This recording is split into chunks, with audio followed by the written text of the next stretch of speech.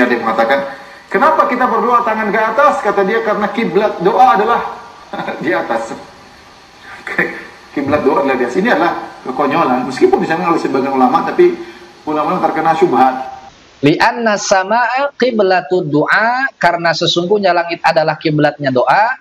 Kama annal ka'bata qiblatus shalah, sebagaimana Ka'bah itu adalah kiblatnya salat.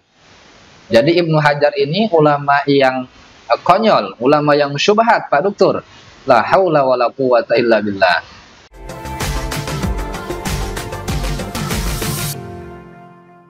Sambil cengengesan teman-teman ya, Pak Dr. Firanda Al-Wahabi ini mengatakan bahwa ulama yang mengatakan bahwa langit adalah kiblat doa itu adalah ulama syubhat, bahkan disebutnya ulama konyol, teman-teman ya. Mungkin Pak Dr. Firanda ini hanya melihat sebagian ulama-ulama kita di masa sekarang. Contoh misalnya ya, seingat saya yang pernah mengatakan atau menjelaskan ini adalah Ustadz Abu Somad, di mana beliau menjelaskan bahwa as-sama itu kiblatud doa. Jadi langit itu adalah kiblatnya doa, kama anal ka'bata kiblatus shalah, sebagaimana Ka'bah itu sebagai kiblat salat. Dalam arti ya, kita sholat menghadap kiblat itu tidak menunjukkan bahwa Allah itu ada di arah kiblat. Begitu juga ketika kita berdoa ke arah atas, bukan berarti itu menunjukkan Allah itu ada di atas. Dan sangat jelas sekali kenapa mereka menolak bahwa langit itu adalah kiblatnya doa, karena memang hal ini mau dijadikan dalil gitu oleh mereka, bahwa bukti Allah Subhanahu wa Ta'ala itu ada di atas. Ya, kita ketika berdoa itu pasti menghadapkan tangan kemana? Ke atas. Itu menunjukkan bahwa Allah katanya dari atas. Nah, ini adalah pemahaman Syekh Albani gitu ya teman-teman, muhaddis versi mereka.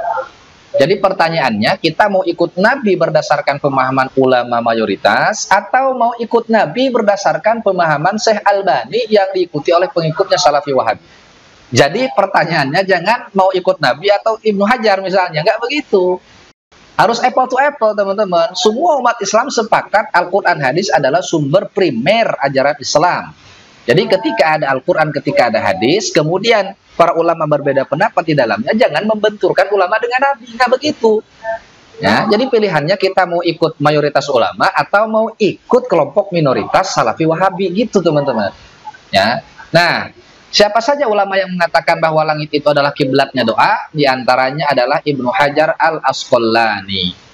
Jadi secara tidak langsung Pak Dr. Firanda ini mengatakan bahwa Ibnu Hajar adalah ulama yang konyol, ulama syubhat. Na'udzubillahi min dzalik. Nah, perhatikan teman-teman, di dalam kitab Fathul Bari, ya, di Syarhil Bukhari, di juz kedua, halaman 233, di bab raf'il basar ila sama'i fi shalah. Mengangkat pandangan ke arah langit gitu ya di dalam salat. Nah, perhatikan di sini teman-teman. Babu raf'il basar ila sama'i fi shalah. Qala Ibnu Battal, berkata Ibnu Battal, ajma'u ala karahati raf'il basari fi shalah. Sepakat para ulama akan kemakruhan mengangkat pandangan ke arah langit di dalam salat. Wakhtalafu fihi kharija sholati fi du'a. Adapun di luar salat, para ulama ikhtilaf, berbeda pendapat teman-teman. Fakarihahu syureh wa ta'ifatun, dan Imam Syureh ini memakruhkan ya bersama beberapa orang gitu ya, atau beberapa ulama.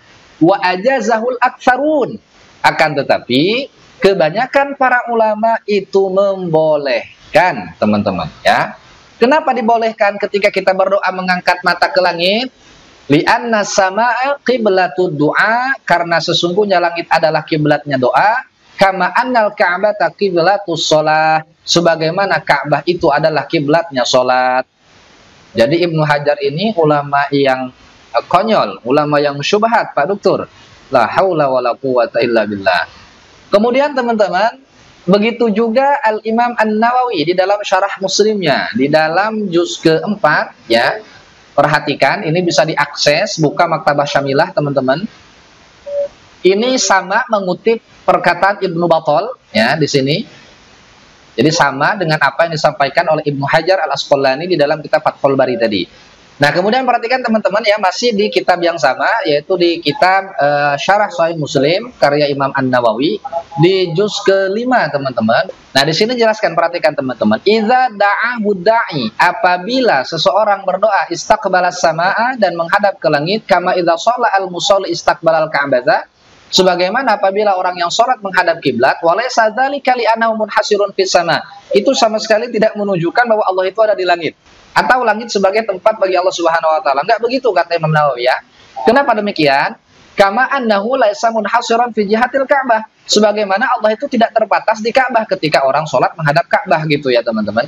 Bal dzalika li anna sama qiblatud da'in, akan tetapi itu semua karena sesungguhnya langit itu adalah kiblatnya orang-orang yang berdoa. Kama anal Ka'bata qiblatul musallin, sebagaimana sesungguhnya Ka'bah itu adalah kiblatnya orang-orang yang sholat. Jadi Imam Nawawi ini ulama yang konyol dan syubhat gitu ya Pak Dokter.